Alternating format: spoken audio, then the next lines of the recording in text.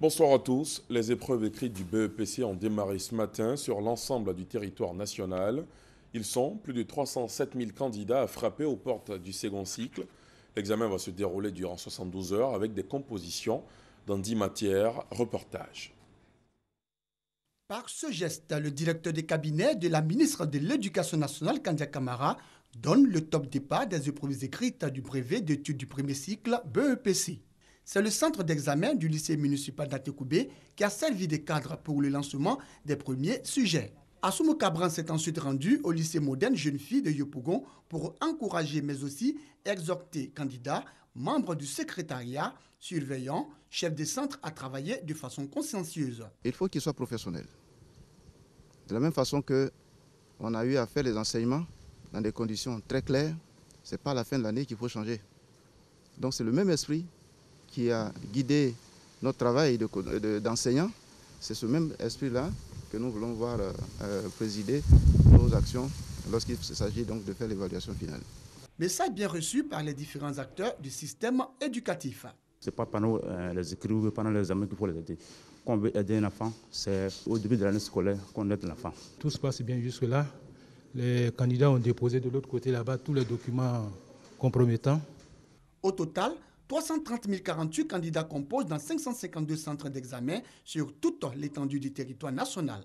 Des candidats qui se disent confiants, ils trouvent les épreuves abordables. On a commencé à 8 heures, puis nous sommes en train de composer pour la composition française. C'est facile. C'est la première épreuve, tout se passe bien. C'est quelque chose que nous avons vu en classe, c'est abordable, je peux m'en sortir. Pendant 3 jours, ces candidats composeront dans 10 matières, dont une matière facultative.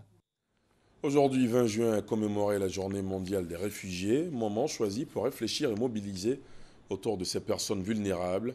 Ici en Côte d'Ivoire, l'événement a été marqué par un événement au cours duquel l'accent a été mis sur la solidarité. Événement initié par le Haut Commissariat des Nations Unies pour les réfugiés haïtiens en collaboration avec le service d'aide et d'assistance aux réfugiés et apatrides Sahara.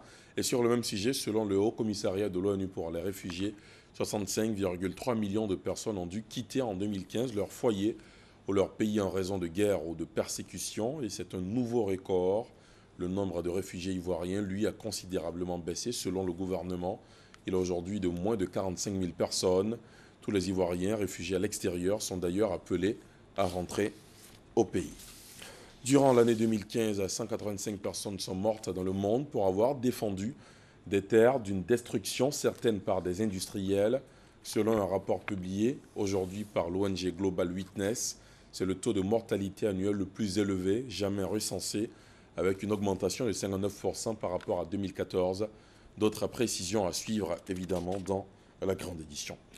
Un hommage a été rendu ce matin à Alaba Roland Bonaventure, l'étudiant décédé au campus de Cocody après avoir été renversé par un policier vendredi dernier. Plusieurs étudiants ont pris part à une marche pacifique à l'université Félix Houphouët-Boigny, accompagnés de quelques membres du gouvernement. Vous le voyez sur ces images.